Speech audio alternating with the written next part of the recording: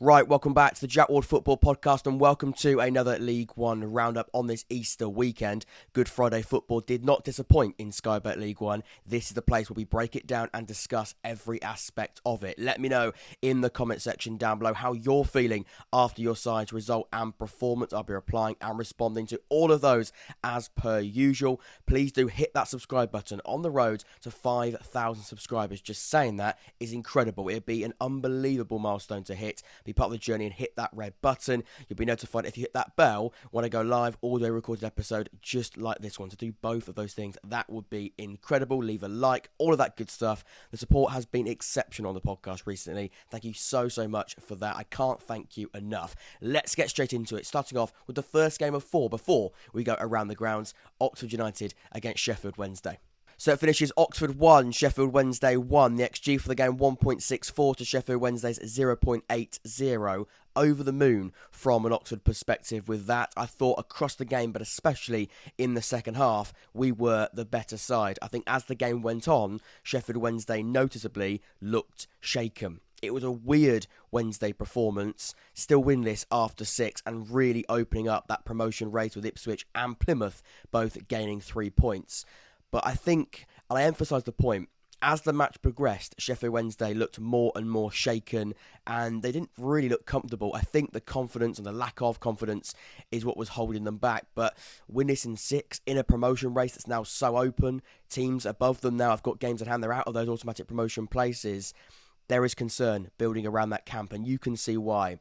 But starting and giving praise to Oxford, because I think we do deserve that, the grit, the hard work and the belief was just fantastic. And once again, we saw it against Peterborough United last Saturday away from home. This time we saw a goal. We did concede one, but it was nice to get on the score sheet and prove that we can score, yet be it a penalty.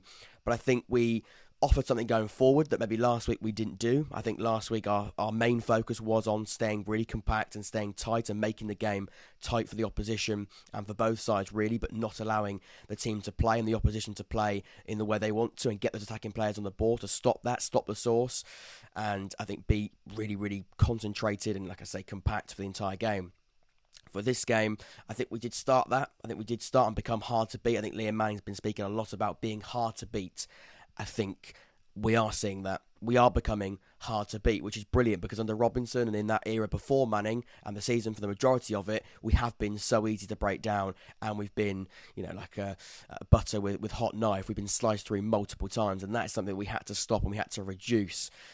And yesterday, I think we did do that. Yes, we conceded a goal, but coming on to that goal, it was a brilliant Barry Bannan strike, and that is what Barry Bannan can do. A moment of magic. It was a wonder goal. It was the difference in the first half. And then going into the second half, shaky for about 10-15 minutes. You can see by looking at the graph in front of you. I think they had a spell sort of in the first 10-15 minutes of the game, and then the first 10-15 minutes of the second half, they came out and they did look, really strong. Simon Eastwood and David Stockdale, both goalkeepers, I thought were brilliant, absolutely exceptional. Those two goalkeepers.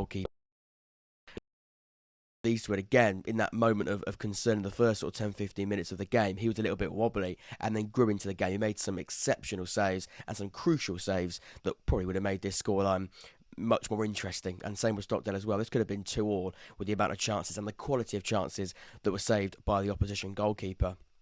But then moving into the second half, I think we just grew into it. I really didn't think we did. I think we played with a bit more confidence, a bit more freedom. And I think going 1-0 down and the confidence of last week and maybe Liam Manning, I think being that sort of breath of fresh air, we went 1-0 down and it didn't faze us. I think we've been absolutely shot of confidence when we've gone 1-0 down across the season. But we went 1-0 down. We were 1-0 down at half-time. We came out a little bit concerned. I thought, oh no, it's going to be a rinse and repeat. And then we got into the game again. And then we started playing on the front foot. And you can see for about the majority of the second half, I'd say for about 30-40 minutes of that half, we were on top and causing Wednesday problems. We should have had a penalty before a really strange penalty decision was given. And that just does show Sky Bet League One refereeing. It was a really bizarre decision. The first one was a penalty. It was a shirt pull, and it was a really blatant decision. And then in the second incident, you can see it when you watch it back. I think it's been played on Twitter and social media, and it is a bit of confusion. It was a sort of a crawl from the Sheffield Wednesday player, and then Marcus Brown went over him.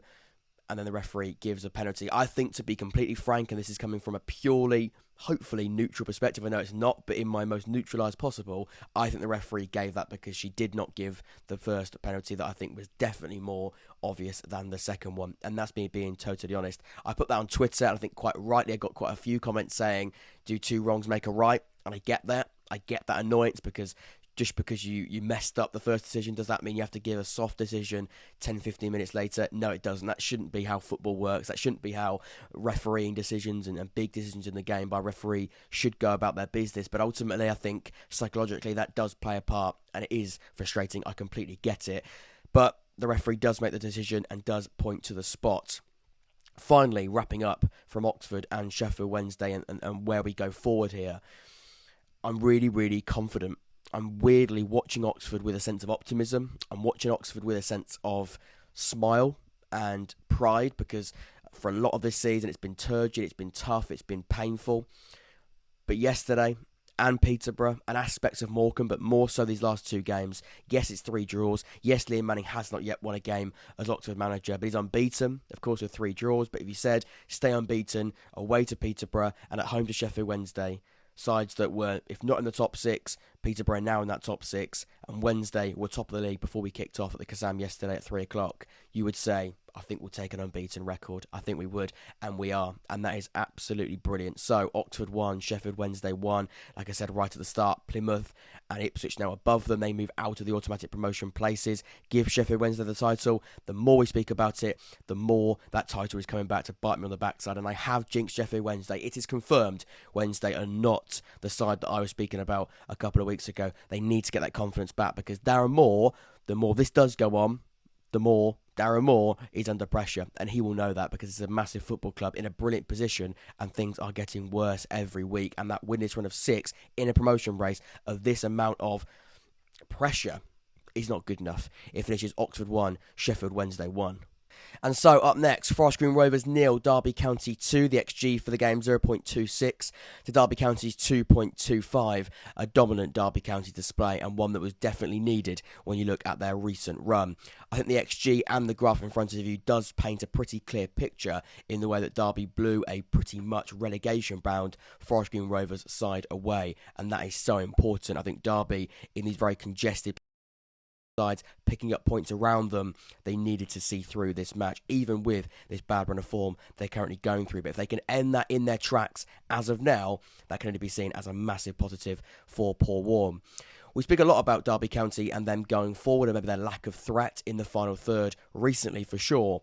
And we've also stayed consistent in saying if they get those very, very talented out in the final third, being ruthless, clinical, taking those chances, and on the pitch for a start, they're going to be game changers. McGoldrick and James Collins both on the score sheet yesterday. McGoldrick playing in that sort of number 10 role just behind James Collins in almost a shadow striker type of way. Scored in the 82nd minute before, of course, James Collins scored on the 2nd minute a penalty to make it 1-0.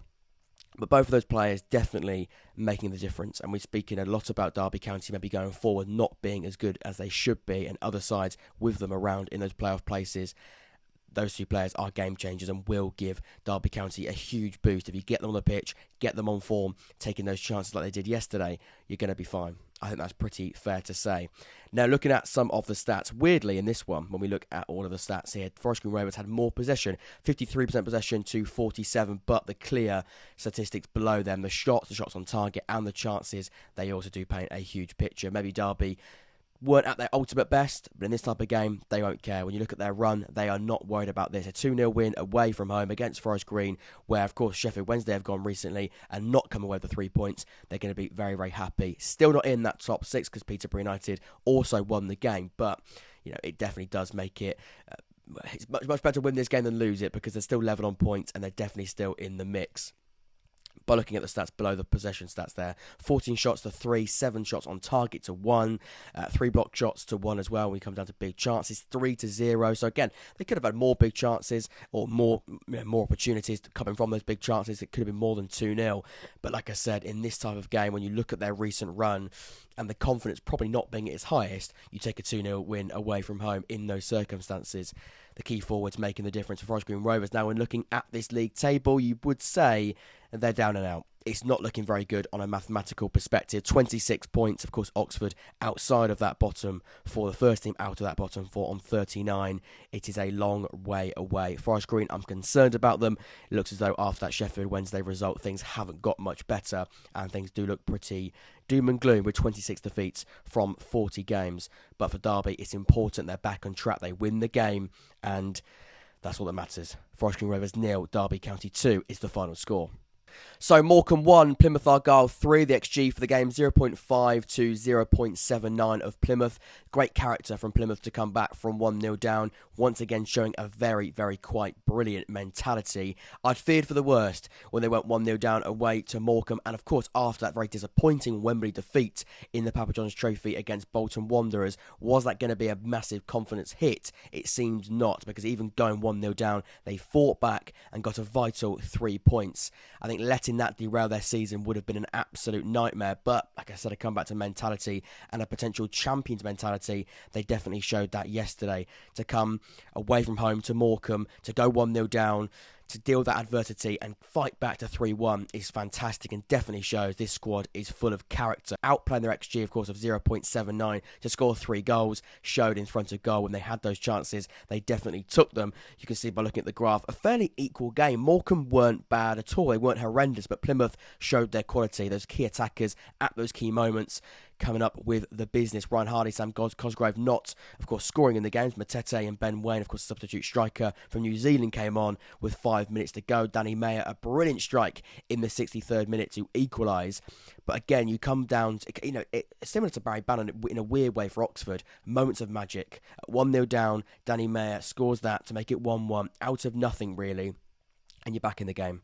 And when things aren't going your way, and when they're going to make it difficult, Morecambe are always going to try and make it a nitty-gritty game, try and keep it tight, don't allow Plymouth to play the stuff they want to under Stephen Schumacher. A moment of magic, something out of nothing from Danny Mayer is what changes that game completely. Just like that, it's 1-1, and then they build into the game. Of course, like I said, Ben Waine, assisted by Matete, and then Matete scores to make it 3-1 in the third minute of injury time. Matete was brilliant yesterday. Absolutely fantastic on loan from Sunderland.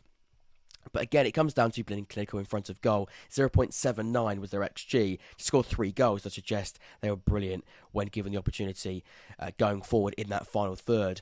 A mixture of errors for Morecambe and great structure Plymouth got them over the line, but coming back to that spirited belief that's in that squad through and through, Stephen Schumacher deserves great credit to get those players back, using that mindset psychologically at half-time, being 1-0 down, still top of the table on 39 games played, 83 points. Of course, they've got a game in hand on Sheffield Wednesday. Ipswich also have a game in hand as well. But Plymouth, they're in the driving seat, and that must be seen as a massive positive. Being in control at this point in the season is a pretty nice place to be. 55% possession, 11 shots to 6. In the end, they outplayed Morecambe. But to see through a very difficult away test at Morecambe, of course, recent performances and results of Morecambe haven't been great. But we always know Morecambe, their game plan's going to be very, very simple.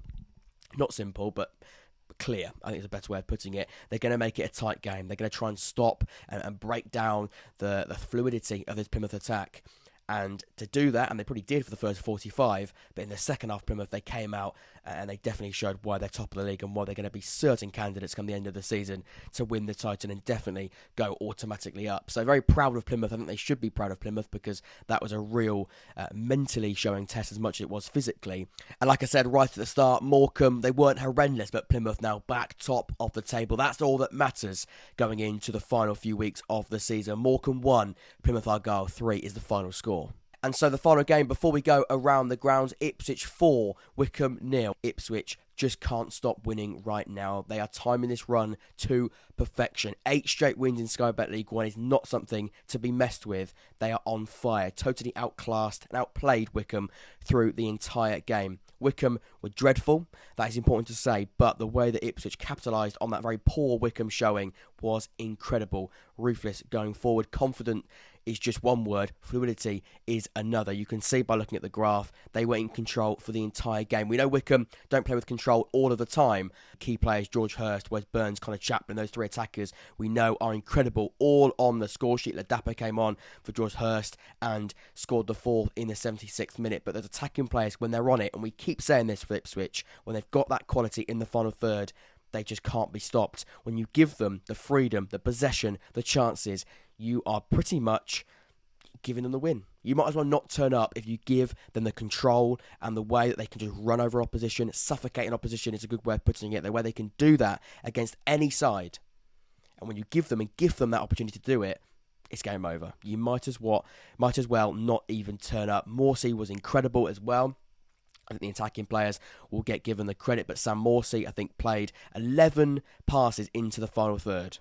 Very, very good. I think the glue in that midfield defensively is that box-to-box option, but definitely going forward, he is that, like I said, glue, really sort of linking the attack and the defence together in that midfield. Sam Morsey might not have been getting on the score sheet, might not get the plaudits he deserves, no assist or goal contributions during the match, but he definitely should deserve the credit, because 11 key passes into the final third, and the importance in central midfield is definitely something that should not be just brushed over. And Sam Morsey was fantastic once again yesterday. From back to front, he was top dollar.